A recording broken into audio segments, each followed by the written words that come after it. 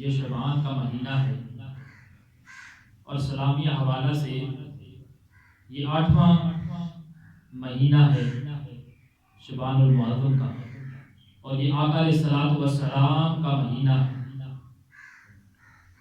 شعبان شہری، حضور نے فرمایا شعبان شہری، شعبان میرا مہینہ ہے۔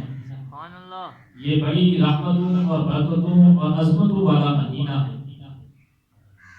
یہ واقعات کا مہینہ بھی اس کو کہا جاتا ہے۔ اس میں آقا علیہ الصلوۃ والسلام بیت المقدس سے خانہ کعبہ کو تبدیلی کعبہ کا واقعہ وقوع پذیر ہوا۔ غزوہ المصطلق اس مہینہ میں ہوا۔ اس مہینہ میں تیمم کی آیات اللہ تبارک و تعالیٰ کی جانب سے نازل ہوئی۔ اسی مہینہ میں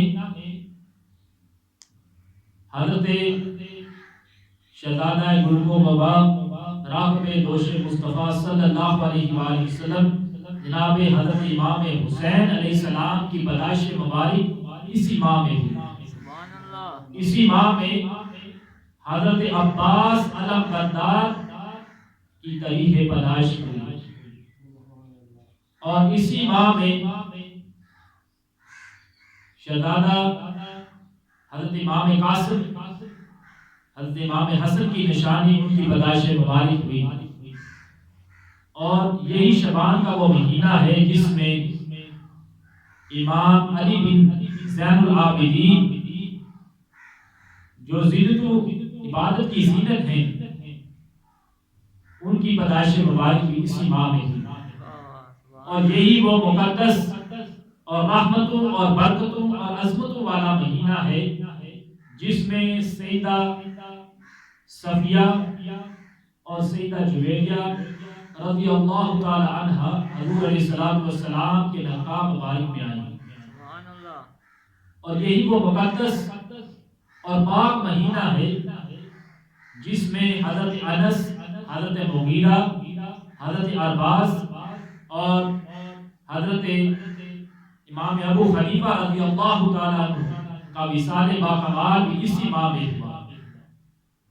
اور یہ وہ مقدس اور برکتوں اور رحمتوں والا مہینہ ہے جس میں آقا علیہ الصلوۃ والسلام اکثر روزے کی حالت میں رہا کرتے تھے۔ حضور علیہ الصلوۃ والسلام شعبان کے مہینے میں پورا ماہ روزہ رکھا کرتے تھے۔ پورے مہینے آپ روزے سے رہا کرتے تھے۔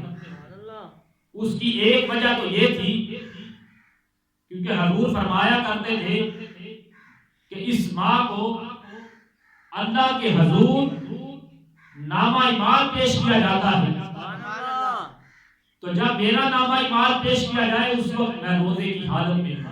اس وجہ سے حضور اس ماہ میں عبادت و ریاضت اور روزہ کی حالت میں رہا کرتے ہیں۔ دوسری وجہ یہ ہے حضور فرمایا کرتے تھے کہ اس ماہ میں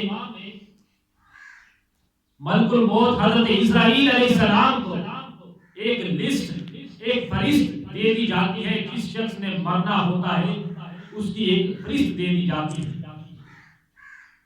اس کی اجل لکھی جاتی ہے۔ اس وجہ سے حضور اس ماہ میں روزہ رکھا کرتے تھے۔